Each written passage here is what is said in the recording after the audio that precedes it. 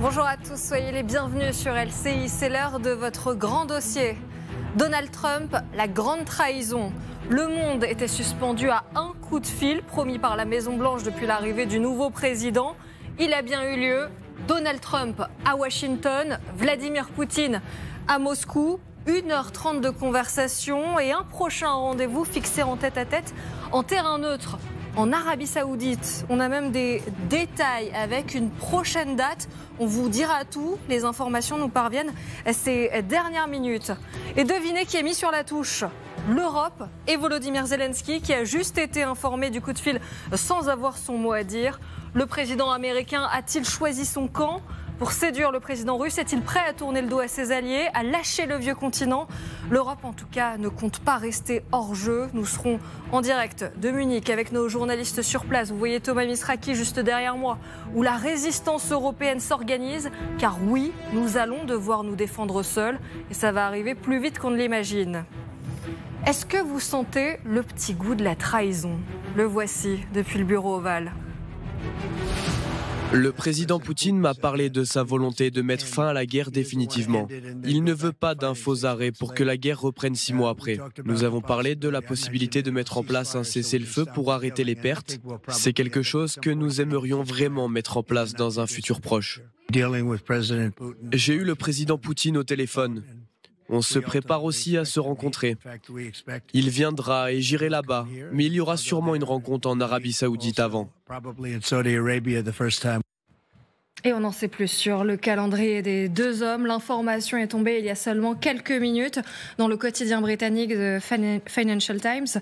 De hauts responsables ukrainiens et occidentaux ont déclaré que Donald Trump et Vladimir Poutine tenteraient probablement d'obtenir un cessez-le-feu d'ici l'une des deux dates importantes à venir.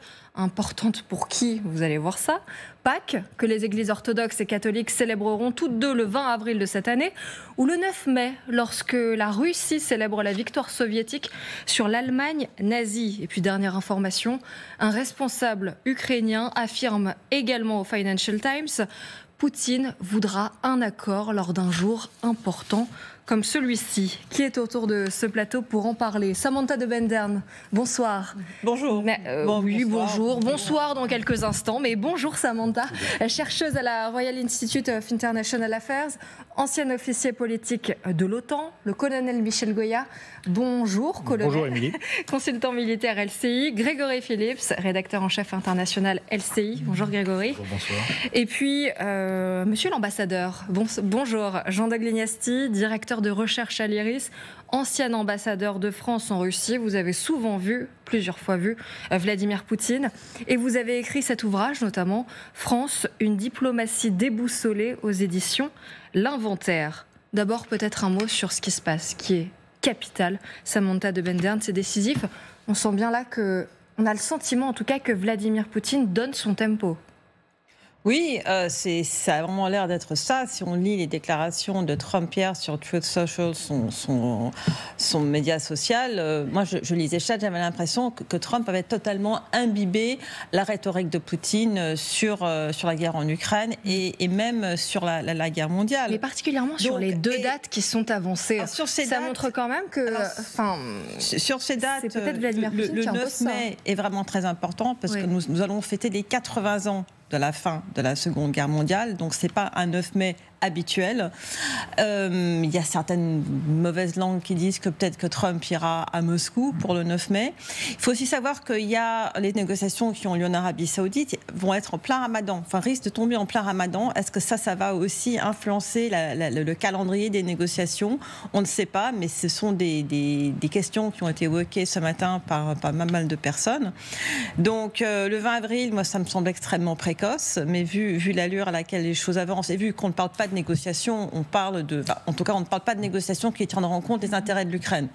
Et que Trump et Poutine semblent avoir déjà une idée de ce qu'ils veulent, donc tout est possible. Monsieur l'ambassadeur, est-ce que pour vous, ça sent l'annonce de victoire pour Vladimir Poutine, notamment quand il impose deux dates qui lui semblent importantes ? Alors là, ça serait une victoire symbolique. Ça serait aussi un geste symbolique très fort de la part de Trump, parce qu'on sait l'importance du 9 mai pour les Russes, donc ça serait une concession importante. Mais sur le fond, moi, je pense que la Russie a perdu l'Ukraine et que dès le départ, en fait, la guerre s'est jouée en février-mars 2022 au début, quand ils n'ont pas réussi à prendre Kiev. Donc maintenant, effectivement, les concessions qui vont être faites, etc., c'est un ajustement. Mais sur le fond, la Russie a perdu l'Ukraine et je pense que c'est ça ce que Trump va assurer et faire en sorte que l'Ukraine soit dans le camp américain et pas dans le camp russe.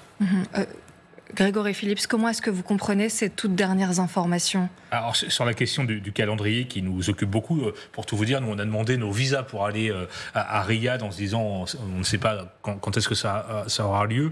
Le Kremlin, il y a vraiment quelques secondes, vient de dire que la date n'était pas arrêtée et que cela pourrait prendre plusieurs mois avant d'obtenir un accord de cessez-le-feu. Donc on voit que les choses se sont accélérées considérablement. Parce que l'idée, c'est pardon, mais d'annoncer le cessez-le-feu à cette date-là. Voilà. Soyons prudents sur la réunion de Riyad. Honnêtement, on ne sait pas quand est-ce qu'elle aura lieu. Imminente, dans quelques semaines, dans quelques mois, on verra. Il est évident que si tout ça intervenait autour de cette date extrêmement forte pour les Russes, le 9 mai, ce serait un coup de communication magistrale de Vladimir Poutine. Colonel Goya, les événements s'accélèrent. Ça fait déjà 24 heures qu'on a beaucoup d'informations d'un coup. On savait que les deux hommes allaient se rencontrer. D'abord, on a su qu'ils avaient passé un coup de fil, qu'ils allaient se rencontrer. Et puis là, on en sait plus sur la date où ils pourraient annoncer un cessez-le-feu. Oui, alors sur cette question de date, je veux dire, même le 9 mai, moi ça me paraît prématuré. On va continuer à se battre malgré les négociations, ou en parallèle des négociations, ça peut durer très longtemps. Les négociations en Corée, ça avait duré 2 ans, on s'était battu pendant 2 ans. Au Vietnam, ça avait duré 3 ans. Les négociations, ça s'était battu très violemment pendant 3 ans. Donc ça peut durer. 9 mai, ce serait très court. Mais à la limite, pourquoi pas. Mais si c'est le 9 mai, oui, alors c'est un nouveau geste qui serait offert à Vladimir Poutine, parce que ça pourrait accentuer évidemment son narratif de son discours de victoire. Un nouveau geste qui s'allongerait à une longue liste déjà. Partons en Allemagne, où les leaders européens se rassemblent à Munich en vue de la conférence sur la sécurité. C'est là que l'on vous retrouve, Thomas Misraki, avec Thibaut Bruck. Bonjour à tous les deux. Ce qui est certain, c'est que l'Europe ne veut pas rester sur la touche. Et non, et pour plusieurs raisons. D'abord, évidemment, parce qu'un accord entre Vladimir Poutine et Donald Trump pourrait être défavorable à l'Ukraine. Vous avez entendu les déclarations de la nouvelle administration américaine ces derniers jours, notamment sur une éventuelle entrée de l'Ukraine dans l'OTAN. Les Américains n'en veulent pas. Sur les frontières de 2014, pas question de revenir avant cette date-là pour ce que sera l'Ukraine de demain. Ensuite, parce qu'évidemment, l'Europe a beaucoup investi ces dernières années pour cette guerre et pour une Ukraine libre, et si elle venait à être mise de côté, cette Europe, eh bien ce serait un désaveu, ça l'affaiblirait, et notamment vis-à-vis de la Russie. Enfin, parce que les Européens de manière générale veulent éviter une bilatéralisation des négociations internationales qui est actuellement imposée par le nouveau président américain, parce que de fait de sa structure, eh bien les 27 seraient là encore affaiblis. En tout cas, ils peuvent compter sur Volodymyr Zelensky, le président ukrainien, qui il y a quelques minutes à peine disait qu'il n'y aurait pas de discussion d'un accord de paix sur l'Ukraine sans l'Ukraine. Son ministre des Affaires étrangères a enfoncé le clou en disant qu'il n'y aurait pas de discussion sur l'Europe sans l'Europe. Merci beaucoup Thomas Misraki et Thibaut Bruck. Néanmoins, est-ce qu'ils vont avoir le choix, Samantha de Mendern? On voit bien que finalement Vladimir Poutine et Donald Trump ont fait leurs petites affaires dans leur coin sans même en informer les Européens. Est-ce que de toute façon, on n'aura peut-être pas le choix finalement que d'être écarté de ces discussions? Alors, écarter des discussions, oui, mais ça ne veut pas dire qu'ils vont être obligés d'avoir un cessez-le-feu. Parce que le cessez-le-feu, c'est les Ukrainiens qui vont le décider, ce sont les Ukrainiens qui vont le tenir ou ne pas le tenir. Donc si vous voulez, si Trump leur dit vous cessez de vous battre, vous croyez que tous les Ukrainiens vont obéir, si on ne leur donne rien en retour, je ne pense vraiment pas. Et c'est là que là, Trump sous-estime quand même la volonté des Ukrainiens et des Européens de continuer à aider les Ukrainiens. Je rappelle quand même la déclaration commune de ce qu'on appelle maintenant le groupe de Weimar, donc avec Kaja Kallas, la commissaire européenne des Affaires étrangères, avec la France, la Pologne, le Royaume-Uni Royaume-Uni, la Finlande, la Suède, si je n'oublie personne, et les 3 pays baltes, pour dire nous allons continuer à soutenir l'Ukraine. Alors, avec quoi est-ce que l'Europe va continuer à les soutenir? Ça, c'est la grande question. Mais même si l'Europe continue à les soutenir, ne serait-ce qu'un tout petit peu, les Ukrainiens pourront continuer à se battre s'ils en ont envie. C'est eux qui vont décider, c'est leur pays. Et moi, j'hallucine quand je vois Donald Trump qui dit « nous allons faire un cessez-le-feu ». Mais c'est qui ce nous? Il est le président des États-Unis, il n'est pas le président de l'Ukraine. Donc, peut-être pas faire partie des discussions, mais la réalité, elle va se jouer sur le terrain en Ukraine, pas à Riyad, pas à Munich, pas à Londres, pas à Bruxelles et pas à Washington. Oui, et pas vous voulez dire que les Européens et l'Ukraine n'accepteront pas forcément ce qui sera dealé entre Donald Trump et Vladimir Poutine. Ce qui est certain, en tout cas, c'est que les Européens se sont réveillés avec la gueule de bois. On va les écouter. Depuis ce matin, les réactions s'enchaînent. L'Europe doit participer à ces négociations. Ce n'est pas une question car l'Europe a imposé des sanctions à la Russie. L'Europe investit dans la défense ukrainienne et l'Europe reconstruit l'Ukraine avec l'argent de l'Union européenne, avec notre aide bilatérale. Nous devons donc être présents. Il est regrettable, et je dis ça comme une partie de la vérité, que l'administration Trump ait déjà fait des concessions à Poutine avant même que les négociations n'aient commencé. Pour moi, il est clair que l'Europe doit être impliquée dans les négociations et je pense que c'est très facile à comprendre, surtout si nous sommes censés jouer un rôle central ou principal dans l'ordre de paix. Voilà, on entend que l'Europe semble dégoûtée. Jean de Glignesti, vous connaissez parfaitement l'art de la négociation. Est-ce que ça ressemble vraiment à une négociation quand, avant même le début des négociations, on a déjà des concessions ? Il y a une négociation qui a commencé depuis assez longtemps par les experts, par les contacts à l'ONU, par les contacts des services secrets et par aussi probablement des missions particulières de l'envoyé spécial pour l'Ukraine, qui d'ailleurs a l'air un peu marginalisé maintenant, Kit Kellogg. Sur la question de la non-participation à l'OTAN et de l'Ukraine, et sur la question des concessions territoriales, il y a longtemps, même Biden l'avait dit, à un moment, qu'il ne reviendrait pas aux frontières de 2014. Donc il y a les Européens qui répètent ça un peu comme une antienne, mais les Américains, là-dessus, l'avaient dit assez tôt. Donc la négociation, son cadre général, il sera fixé par les Russes et les Américains. Mais il ne faut pas se lamenter pour autant, parce que l'Europe, la France, auront leur mot à dire sur la question des garanties. Et la question des garanties, elle est fondamentale pour la paix. Et si l'Europe n'y participe pas, il n'y aura pas de paix. Mais, monsieur l'ambassadeur, j'ai le sentiment que pour vous, il n'y a pas grand-chose de nouveau finalement, et qu'il n'y a pas de quoi s'inquiéter, parce que c'est pas vraiment c'est pas vraiment ce qu'on entend parfois sur ce plateau. On entend beaucoup d'inquiétude aussi et de la déception d'être mis à l'écart. C'est pas ce que j'entends chez vous. Vous avez tout à fait raison de soulever le point. Je trouve que la surprise des Européens est surprenante. C'est-à-dire que ça fait quand même 3 ou 4 mois que Trump, pendant sa campagne, a répété qu'il arrêterait l'aide, qu'il allait faire la paix en 24 heures, qu'il arrêterait l'aide, et on sait très bien où il voulait aller. Donc peut-être qu'on aurait pu s'y préparer mieux. Le problème, c'est qu'on ne peut pas vraiment, parce que l'Europe est un peu partagée. Mais il n'y a rien de surprenant dans cette offensive éclair de Trump. Il l'a laissé entendre. Donc Samantha, il n'y a pas de quoi se rouler par terre. Ah, ça c'est autre chose. Alors, moi je ne partage pas cet avis. Je ne me roulais pas par terre, en tout cas pas sur le plateau. Mais si vous voulez, il y a des choses qui sont quand même pour moi très différentes. La première chose, c'est le ton amical entre Trump et Poutine. Trump se comporte comme si Poutine était son ami. Et j'invite tous les téléspectateurs qui comprennent l'anglais d'écouter les dernières déclarations de Trump, dans lesquelles il parle de Poutine comme si vraiment c'était Poutine son allié et les Européens qui l'empêchaient de faire ce qu'il veut. Je rappelle quand même le ton que Trump a quand il parle des Européens. Ils nous volent, on va leur mettre des sanctions, les Canadiens, finalement, vont faire le 51e État. Et puis Poutine... Nous sommes des amis, nous avons été alliés pendant la Seconde Guerre mondiale, nous nous sommes battus contre les nazis ensemble, aucune référence aux attaques quotidiennes que subit l'Ukraine. Je trouve que le ton est très inquiétant. Keith Kellogg, qui semble avoir été écarté, donc l'envoyé spécial pour l'Ukraine, parlait à un moment donné de d'être très ferme et très dur avec les deux. C'est-à-dire de dire à Zelensky, soit vous négociez, soit on arrête notre aide, et à Poutine, soit vous arrêtez d'attaquer l'Ukraine et vous négociez, et en arrêtant d'attaquer, soit on va armer l'Ukraine. Aujourd'hui, le ton semble avoir complètement changé de la part de Washington. Washington est en train de dire, en gros, Poutine, c'est notre ami, on négocie avec lui derrière le dos des Ukrainiens et des Européens, ce que Biden ne disait pas. Donc, pour vous, c'est la douche froide.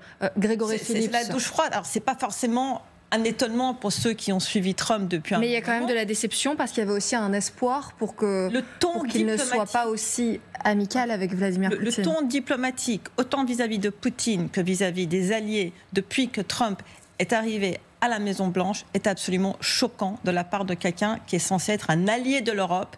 L'Europe qui, elle, s'est ralliée derrière les États-Unis au titre de l'article 5 de l'OTAN, la seule fois dans l'histoire de l'OTAN que ça a été invoqué. Donc dire aujourd'hui que les Européens ne font rien, n'ont pas aidé les États-Unis, est aussi une chose choquante. Ça fait partie de cette même rhétorique de Trump quand il parle de Poutine et de l'Ukraine. Oui, Grégory Phillips, notamment Pete Hegseth, le secrétaire américain à la Défense, qui rejoint un peu Jean de Glignasti et qui dit non, pourquoi vous êtes étonné? Ce n'est pas une trahison.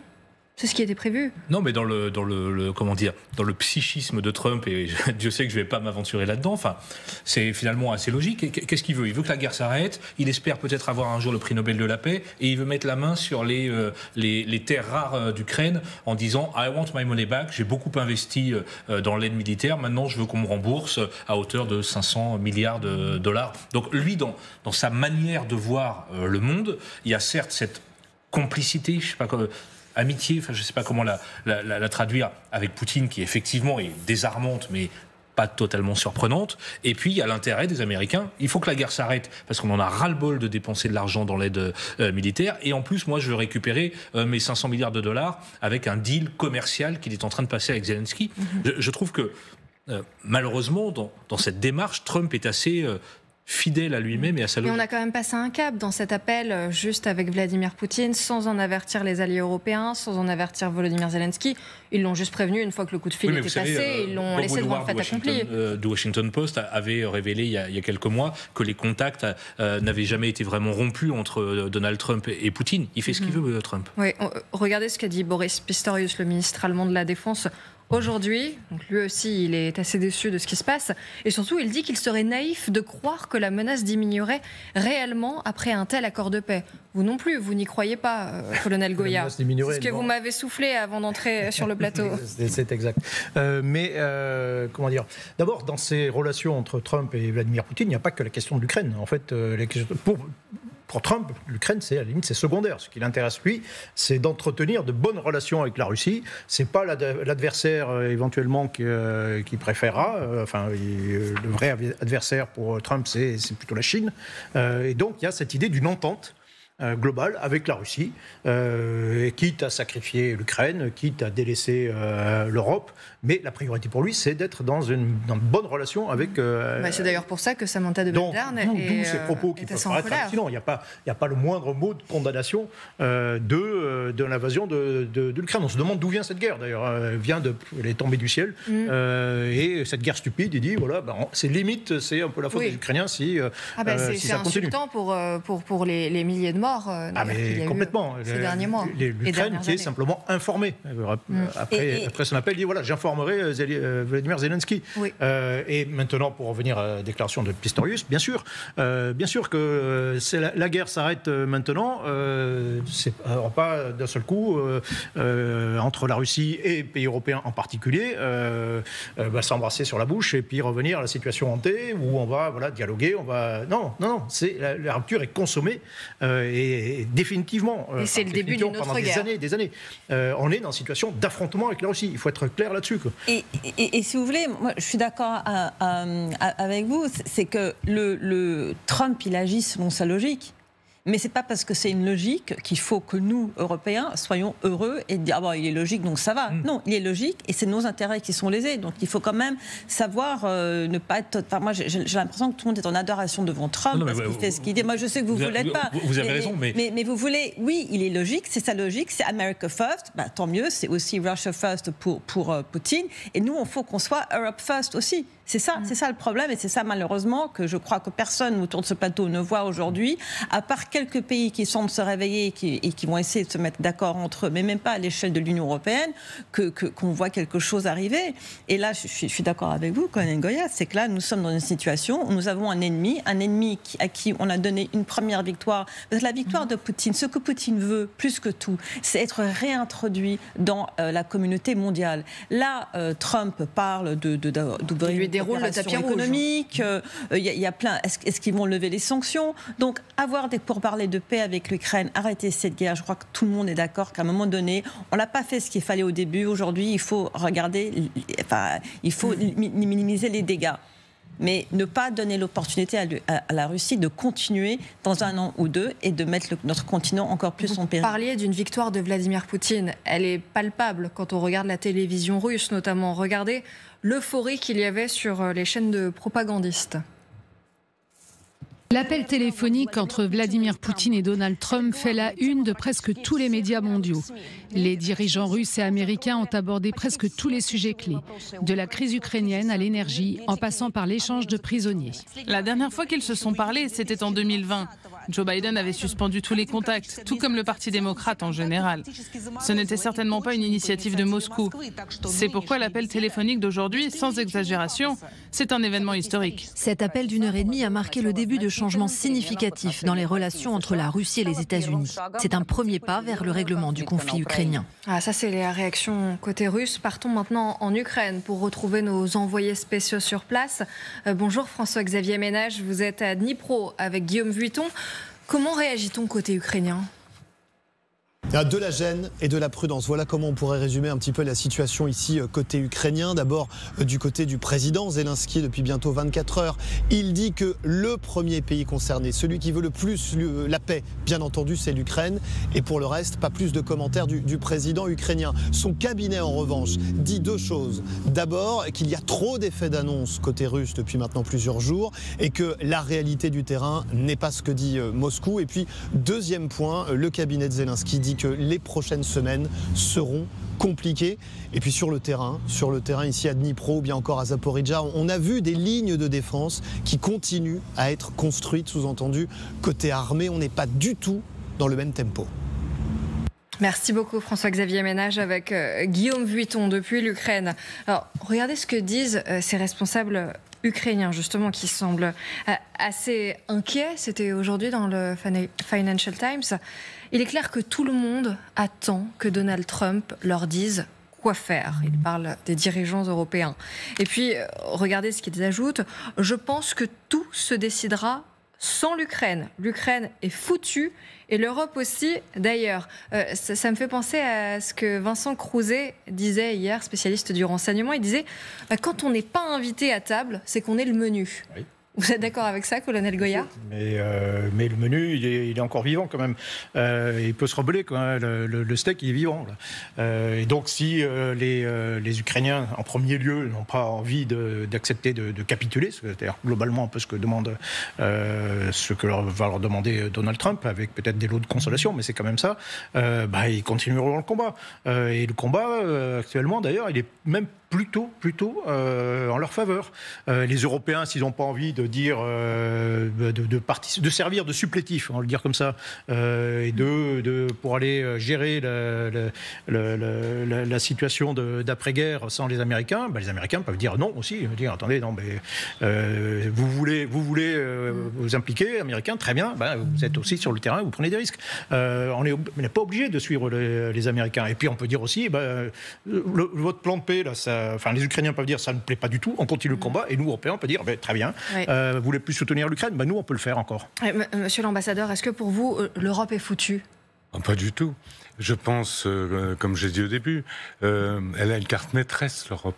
C'est que si jamais il y a un accord, les garanties, les Américains l'ont dit eux-mêmes, c'est les Européens qui vont la donner. Donc Mais est-ce qu'il n'est pas là le piège ?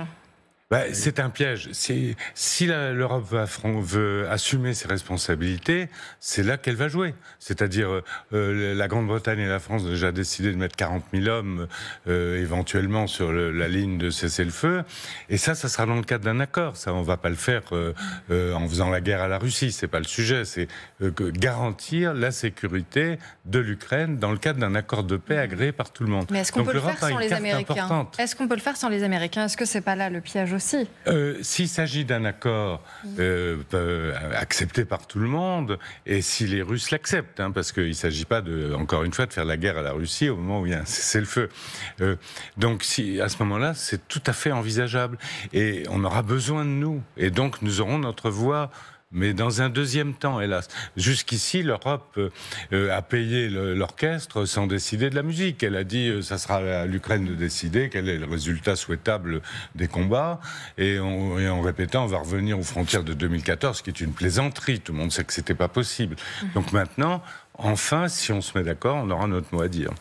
Merci beaucoup, monsieur l'ambassadeur. Restez avec nous, on revient dans un instant dans ce grand dossier. Vous verrez le colonel Goya devant le grand écran pour nous expliquer justement comment est-ce qu'on peut faire respecter ce cessez-le-feu. Ne faites pas la grimace, enfin, ça va être super, on l'a bien préparé. Vous allez voir que Volodymyr Zelensky réclame 200 000 hommes pour faire respecter ce cessez-le-feu. Est-ce qu'on est capable, nous, Européens, sans les Américains, d'envoyer un tel nombre ? On vous en parle dans un instant. À tout de suite.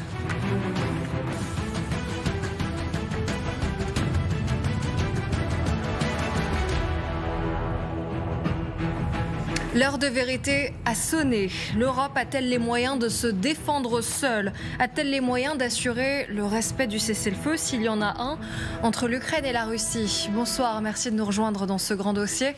Pour en parler, on est toujours avec Samantha de Bendern, avec le colonel Michel Goya, Grégory Phillips. D'abord, je voudrais vous faire écouter un Américain, parce que les Américains ne mettent pas de bonne volonté, en tout cas pour nous aider. Vladimir Poutine et Donald Trump se sont parlé, ont commencé à discuter tout seuls. Et du côté des Américains, du côté de nous, pour nous en tout cas, c'est la douche froide. Parce que les Américains l'ont dit, il n'y aura pas d'Ukraine dans l'OTAN, il n'y aura pas de troupes américaines en Ukraine et pas de retour aux frontières de 2014. Autrement dit, pas de Crimée et pas de Donbass. Écoutez Pete Hegseth, le secrétaire américain à la Défense, qui douche un peu nos espoirs. Pour être clair, dans le cadre de toute garantie de sécurité, il n'y aura pas de troupes américaines déployées en Ukraine. Nous voulons, comme vous, une Ukraine souveraine et prospère. Mais nous devons commencer par reconnaître que revenir aux frontières de l'Ukraine d'avant 2014 est un objectif irréaliste. Poursuivre cet objectif illusoire ne fera que prolonger la guerre et causer davantage de souffrance. Alors on sait donc que Volodymyr Zelensky demande 200 000 hommes en cas de cessez-le-feu, mais est-ce qu'on va avoir les moyens finalement de fournir ces 200 000 hommes sans compter sur les Américains ? On va aller devant le grand écran pour comprendre exactement ce qui va être possible de faire, colonel Goya. Alors, parce qu'on sait que vous êtes redoutable devant les cartes, donc ce sera plus facile de comprendre ce qui se passe. D'abord, quelles sont les capacités militaires européennes ? Alors c'est vrai que je ne suis pas la meilleure en mathématiques, mais il y a bien 200 000 hommes là. Largement, mais il faut bien comprendre une chose, c'est que cette force éventuellement qui serait déployée le long de la frontière après la cessation des combats, c'est un lot de consolation qui est apporté à Zelensky, qui lui-même essaie d'en obtenir le maximum. Donc c'est lui qui a lancé cette idée qu'il faudrait 200 000 soldats. Vous voulez dire qu'il ne faudrait pas nécessairement 200 000 D'abord, il ne faudra pas 200 000 soldats, pas nécessairement, dans tous les cas de figure, ce n'est pas le plus important en tout cas, mais surtout c'est qu'il n'y aura jamais 200 000 soldats étrangers en Ukraine. Là, vous avez montré la carte, ça ce sont le total de toutes les forces armées de chaque principal pays européen. On est plutôt pas mal, nous. Oui, non, mais attendez, sur 200 000, il n'y a pas que des troupes déployables, maximum déployables, tout équipées, avec la possibilité de relever, parce que cette force, si elle devait voir le jour, elle ne resterait pas 3 mois, ça serait certainement pour très longtemps, des années, donc il faut des relèves, etc. etc. Concrètement, nous, on peut déployer 200 000. On pourrait déployer, grand maximum, notre contrat d'engagement majeur, c'est 15 000. Voilà. Donc seulement 15 000 sur 200 000. C'est le grand maximum qu'on peut déployer pour un seul, le maximum qu'on peut employer. Mais pays européens, le maximum que les pays européens ont fait, c'était en Afghanistan. L'engagement en Afghanistan, il y avait au maximum 44 000 soldats européens. C'est en gros le maximum déployable si tout le monde se met d'accord. Mais comme je disais tout à l'heure, en réalité, ce n'est pas ça le plus important, quoi. Le plus important, c'est pourquoi faire. D'accord. Donc ça veut dire que, globalement, si les Européens devaient envoyer des soldats, ce serait quoi, un peu moins de 50 000, en gros ? Oui, si on atteint 50 000, ce serait déjà... oui, 40 000, ce serait, encore une fois, alors, à peu près le maximum sur 40-50 000, vous le disiez, pourquoi faire ? Alors, on va regarder justement sur la ligne de front. On y vient, on va regarder un petit peu ce qui se passe en Ukraine. On rappelle, tout ça, c'est la partie qui est occupée illégalement par la Russie. Oui. Là, vous avez l'Ukraine. La ligne de front, elle est ici. Oui. S'il y a un cessez-le-feu, il y aurait donc une zone démilitarisée que l'on a choisi de représenter en jaune, ici. Et donc, si jamais il y avait un envoi de soldats pour faire respecter le cessez-le-feu, il serait positionné derrière cette zone démilitarisée. Oui, et peut-être même le long de la frontière dans l'Ukraine, la Russie, qui est aussi une zone de combat. Quelles sont les possibilités avec ces soldats ? En réalité, il n'y a que deux possibilités. La première possibilité, c'est on met une force pour surveiller l'application du cessez-le-feu, donc force de surveillance, d'observation. Comme la FINUL. Par exemple, la FINUL au Liban, au sud-Liban. Donc dans ce cadre-là, ça pourrait être une mission des Nations Unies, en admettant que le Conseil de sécurité se mette d'accord sur cette idée. Mais bon. Mais on a bien vu que la FINUL ne pouvait pas agir si jamais. Alors, le problème de ce type de force, c'est qu'elle sert à rien. Il faut être à peu près clair. Moi, vous êtes catégorique. Il faut être à peu près clair. La FINUL sert à rien. Il faut être clair. Ça n'a jamais empêché les Israéliens d'aller au Liban s'ils avaient envie de le faire, ou le Hezbollah, par exemple, de taper sur Israël s'ils avaient envie de le faire. Donc là, concrètement, cette force, elle est là, une force des Nations Unies, par exemple, mais ça pourrait être une force de mandat des Nations Unies sans aucune capacité de combat réelle, sans règle d'engagement le permettant de combattre. Eh bien, ça n'empêcherait en rien, par exemple, les Russes de reprendre le combat et d'envahir l'Ukraine. Donc, en termes de garantie, c'est zéro. Il faut être clair, de sécurité, c'est zéro. Alors, c'est un habillage, c'est peut-être symbolique, ça permet à un certain nombre de pays de dire, voilà, nous, on participe à la paix, etc. Permet Zelensky d'amorcer peut-être quelque chose, mais en réalité, ça ne sert à rien. Et donc, la seule chose qui peut servir, c'est si ces soldats arrivent sous le mandat de l'OTAN. Alors, sous un autre mandat, on va dire, un mandat combattant. L'OTAN, ça paraît complètement exclu.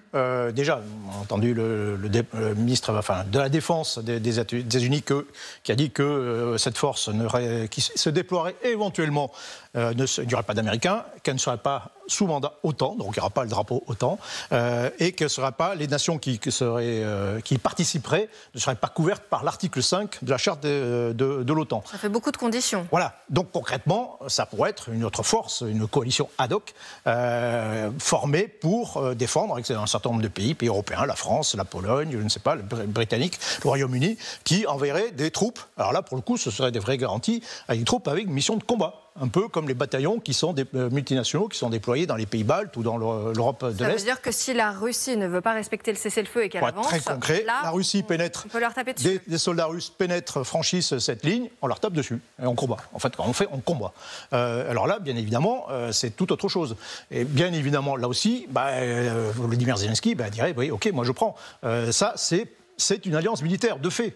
Si vous avez des soldats qui viennent protéger un pays allié, en fait, vous êtes alliés militairement. Donc, c'est même pas la peine de rentrer dans l'OTAN, puisque des troupes de l'OTAN, même si c'est pas sous drapeau OTAN, sont là. Mais vous y croyez, vous, à des alliés militaires qui viendraient ici? Alors déjà, il faudrait qu'un certain nombre de gens, parce que ça, c'est prendre des risques aussi, un certain nombre de pays européens qui n'accepteront jamais, mais d'autres le feront.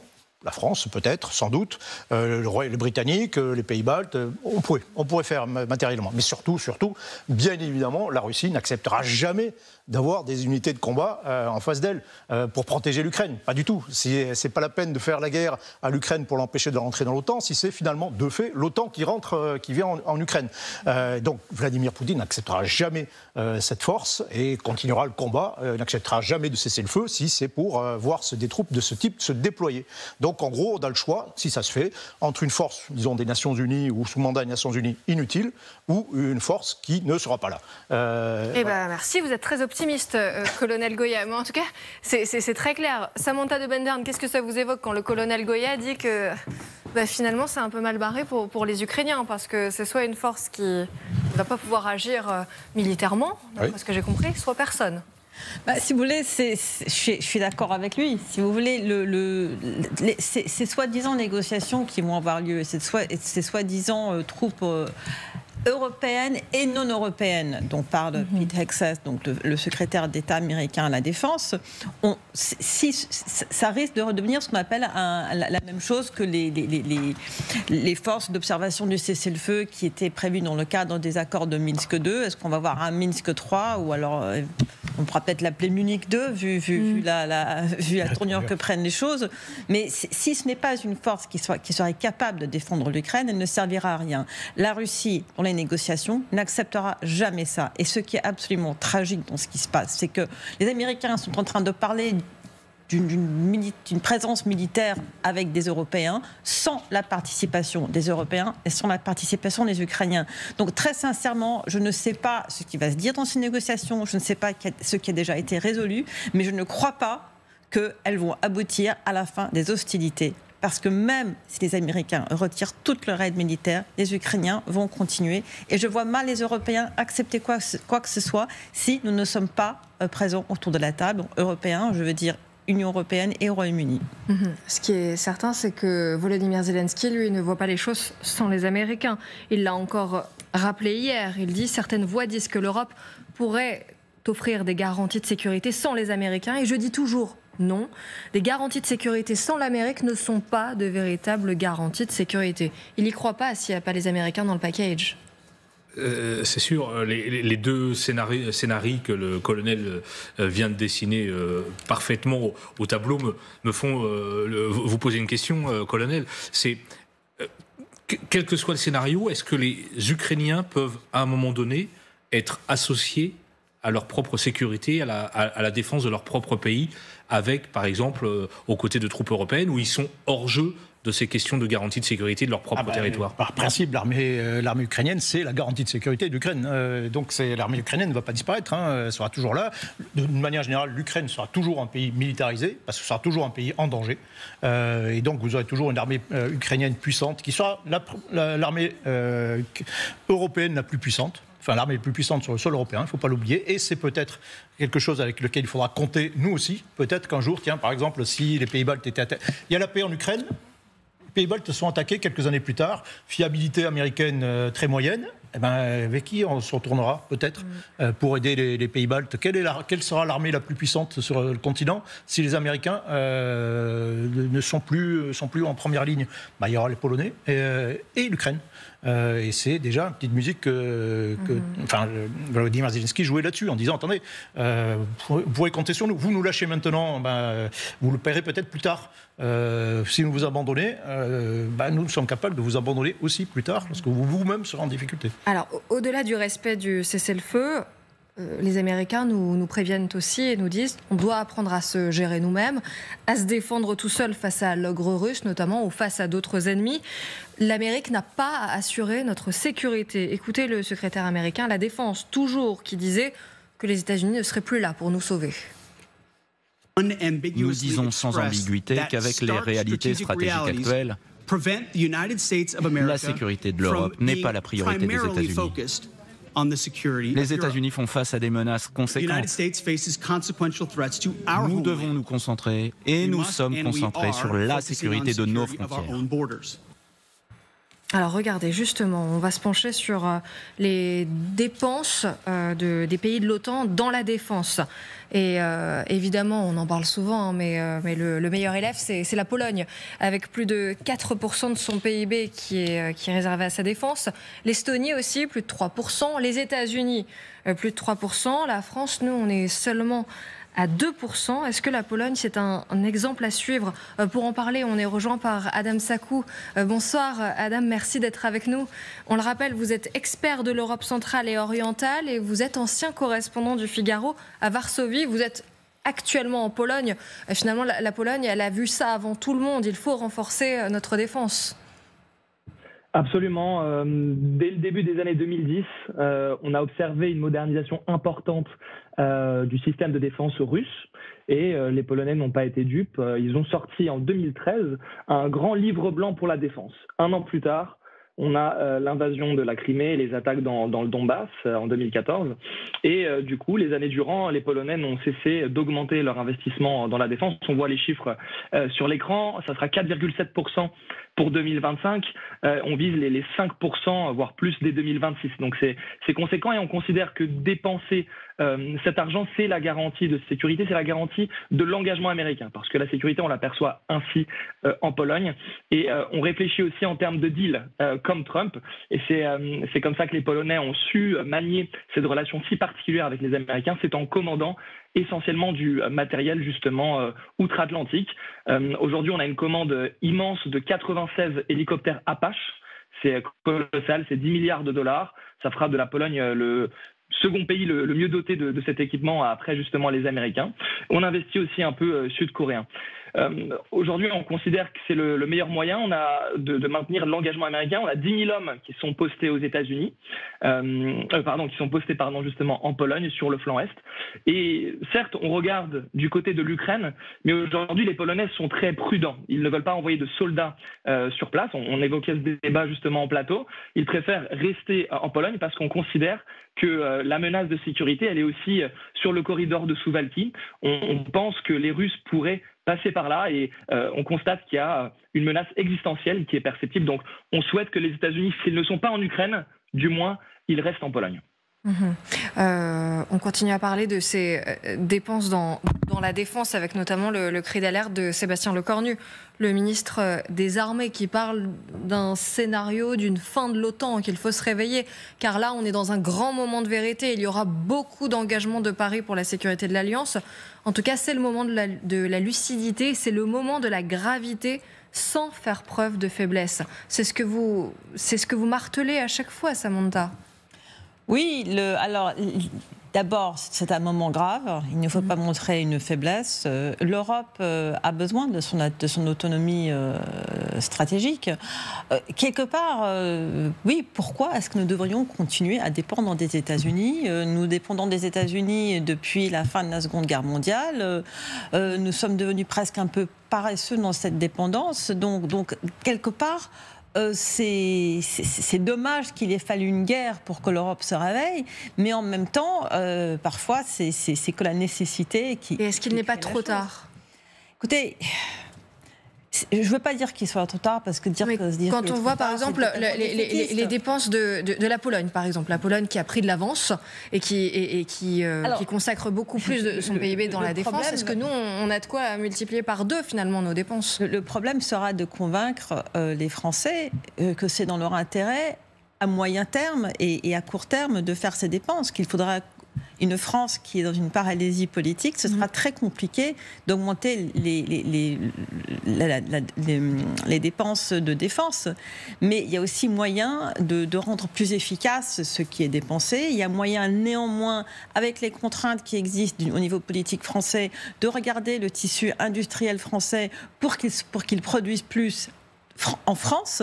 Donc tout ça, ça fait partie. Il ne suffit pas juste de dépenser quoi ? Pour acheter du matériel américain, les Polonais dépensent beaucoup plus, mais s'ils achètent beaucoup de matériel américain, c'est pas ça non plus qui va amener vers une autonomie de la défense européenne. Donc oui, il y a des contraintes politiques en France et dans d'autres pays européens, mais à l'intérieur de ces contraintes, je pense qu'il est possible de faire beaucoup plus que nous ne faisons aujourd'hui, sans forcément tout de suite parler d'augmentation de défense. Ce serait bien si c'était possible d'avoir plus d'argent.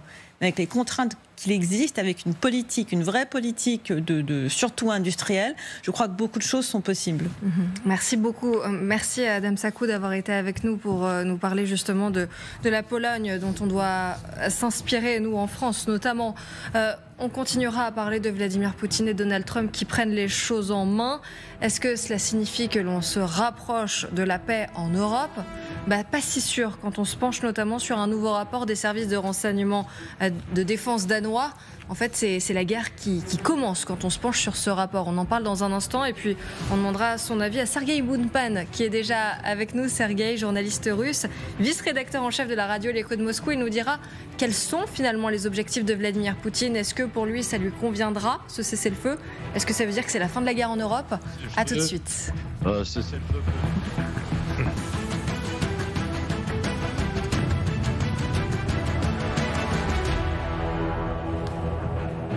Merci de nous rejoindre sur LCI, c'est l'heure de votre grand dossier. L'Europe qui crie à la trahison de Donald Trump. Le président américain a déjà commencé à négocier avec Vladimir Poutine.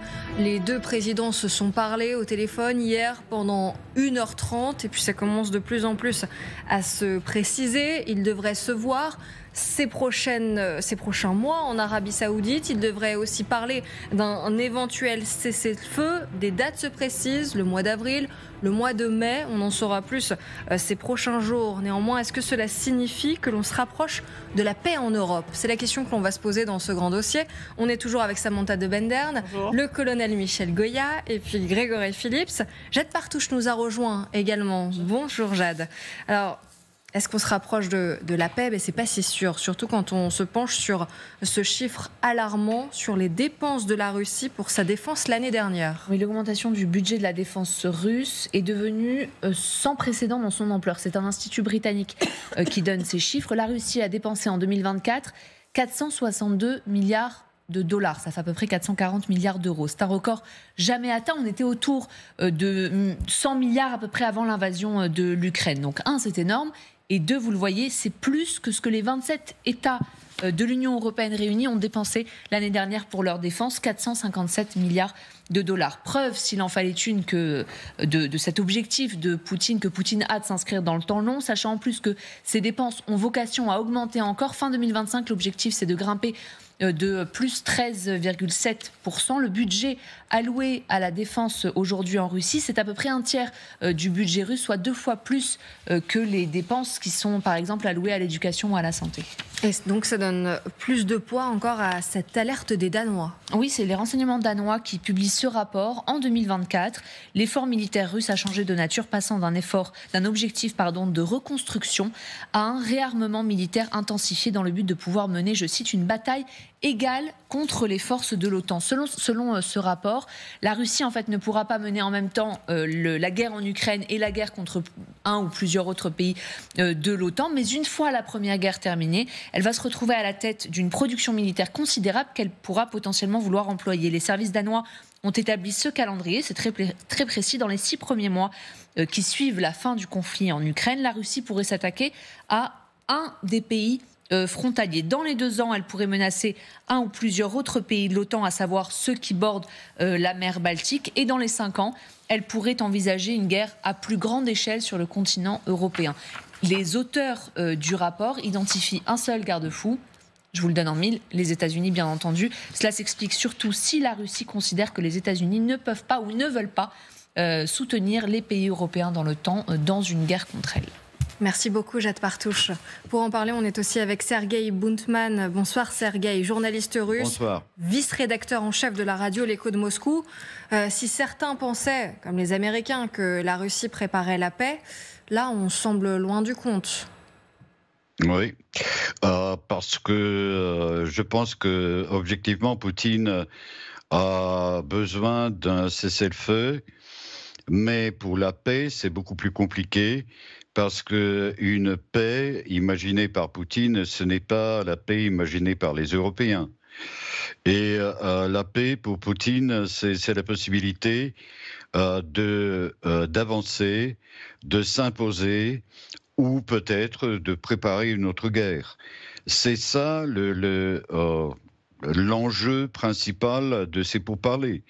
Je pense, et je comprends très bien l'inquiétude des Européens et des autres pays, parce que ce cessez-le-feu pourrait dire qu'avec une Ukraine faible et neutre, comme voudrait Poutine, le président russe pourrait préparer une autre campagne et pourrait s'armer et entraîner des forces armées d'une façon beaucoup plus décente que ce n'était le cas pendant les premières 2 années de la guerre contre l'Ukraine.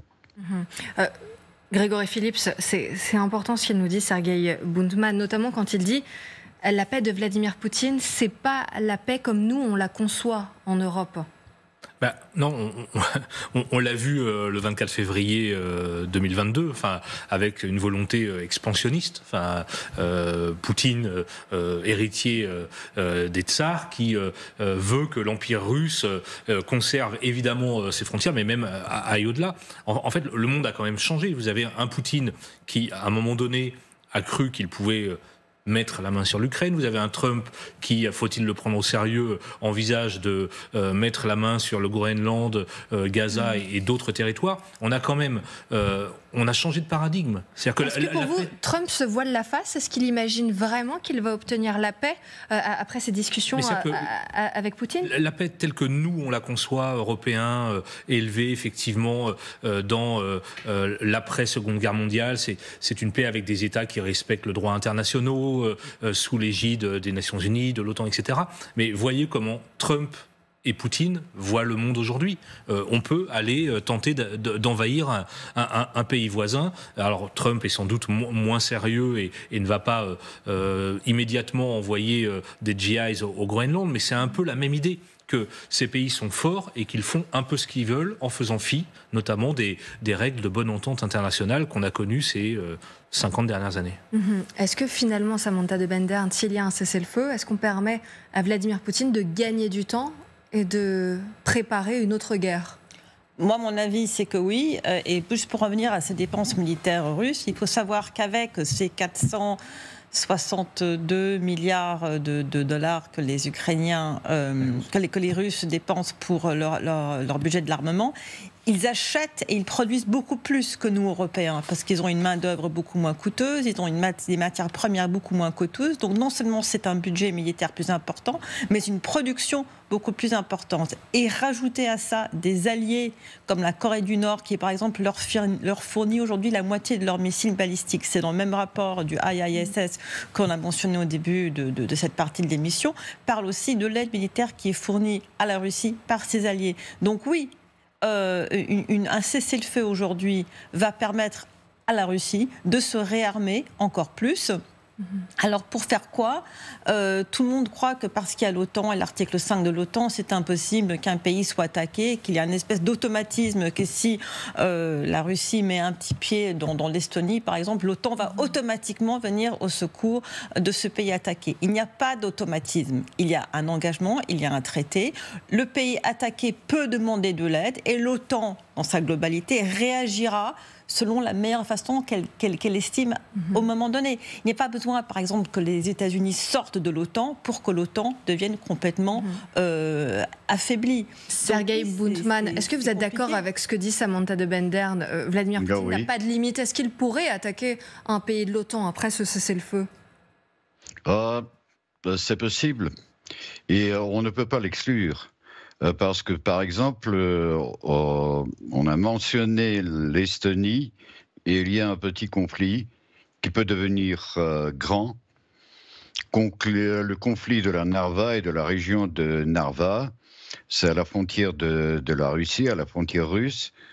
Il y a toujours deux villes historiques, Narva et Ivangorod, qui sont des deux côtés de la frontière. Et on peut l'annexer. Parce que la majorité de la population sont des russophones, sont des Russes. Dans cette région de l'Estonie, c'était pendant l'Union soviétique que les travailleurs étaient venus de la Russie pour travailler en Estonie. Voilà, et comme tout devient possible, tout devient permis dans ce monde nouveau et extraordinaire que nous... qui commence à exister maintenant, je pense que ça ne peut pas être exclu. On en parlait justement il y a quelques jours, colonel Goya, devant le grand écran, où vous nous expliquez que oui, clairement, l'Estonie et les pays baltes pouvaient être une prochaine étape pour Vladimir Poutine. C'est à quoi tout le monde pense. Ils sont vraiment en première ligne pour le coup. Oui, il faut bien comprendre que la guerre s'arrête en Ukraine. L'affrontement, comme je disais tout à l'heure, va continuer quand même. On va voir la carte s'afficher pendant que vous parlez justement de cette petite ville de Narva dont on avait parlé au nord-est de l'Estonie. Un point sensible. Donc l'affrontement entre la Russie et l'Occident, et particulièrement l'Europe, va continuer incontestablement. La Russie, dans ce contexte-là, sa stratégie, c'est la stratégie de l'artichaut. On ne va pas envahir toute l'Europe, mais on va morceau par morceau, on va essayer de détacher, faire des coups avec 2 méthodes. Il y a un général français pendant la guerre froide qui avait écrit un livre qui s'appelait La foudre et le cancer. Ben, c'est un peu ça, hein. C'est soit la foudre, c'est une capacité militaire de faire des coups, et effectivement l'armée russe qui sortira de la guerre en Ukraine n'aura jamais été aussi puissante, et le cancer, ben, c'est cette capacité à influencer petit à petit les pays de l'intérieur. Et face à ça, il y a quand même un autre paramètre qui est fondamental, c'est la fiabilité américaine qui pâlit quand même très largement. Et donc, vous réunissez tous ces éléments et on se retrouve dans une situation, effectivement, de danger, de vulnérabilité pendant les années à venir.